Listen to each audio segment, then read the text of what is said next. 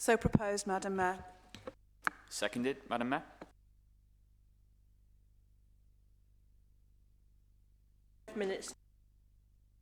Sorry, 5 minutes to speak to your motion. Thank you, Madam Mayor. Regeneration plans affect the whole of the Wirral. When done in accordance with the 2040 framework, they will make a huge difference to the residents of those areas where the regeneration is actually happening.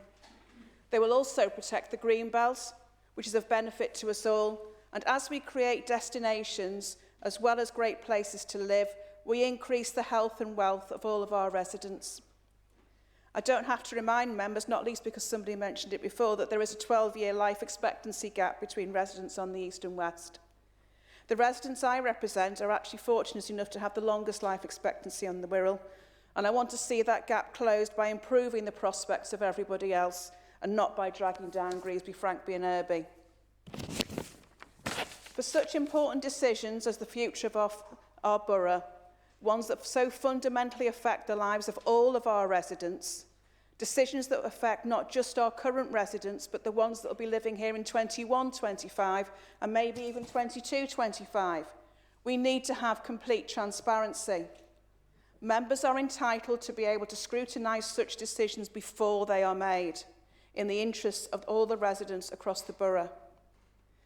The Labour amendment welcomes the letter that was sent out by the Interim Director of Regeneration, and I would have welcomed it and a fuller explanation prior to the date it was sent out.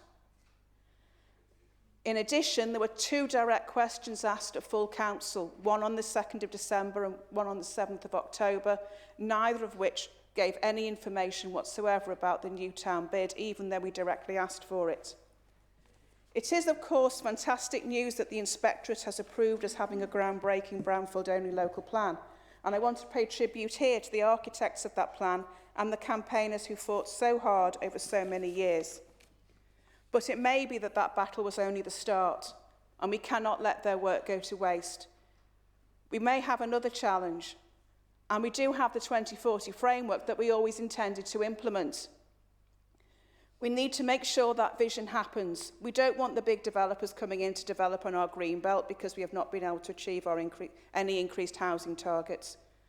Nor do we want to create developments that do not fit with that vision in any area of the Wirral. We have a revolutionary vision with plans already produced, a vision that was agreed by all political parties. We must do all that we can to preserve it, implement it, and look forward, whether in our dotage or in the lives of the next generations, to the benefits to their lives that can be made. And why else are we councillors if it's not to make a better future for our residents?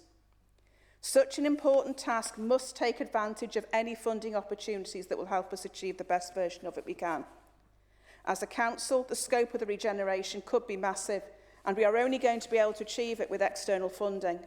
We want that funding to come from benign sources, the governments, Liverpool City Region, housing associations, and yes, private developers, as long as they are working towards the Birkenhead and Wallasey that we foresee, the best outcomes for our residents, not based on the profit that can be turned by building on our natural resources and pretending that a corridor of green through a housing development compensates for the loss of field upon field upon field.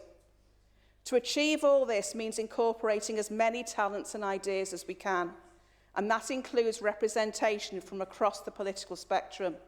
It means consulting on funding opportunities as they arise and as bids are ongoing. It is our future and the future of every single Wirral resident, and it must be given the very best chance to succeed.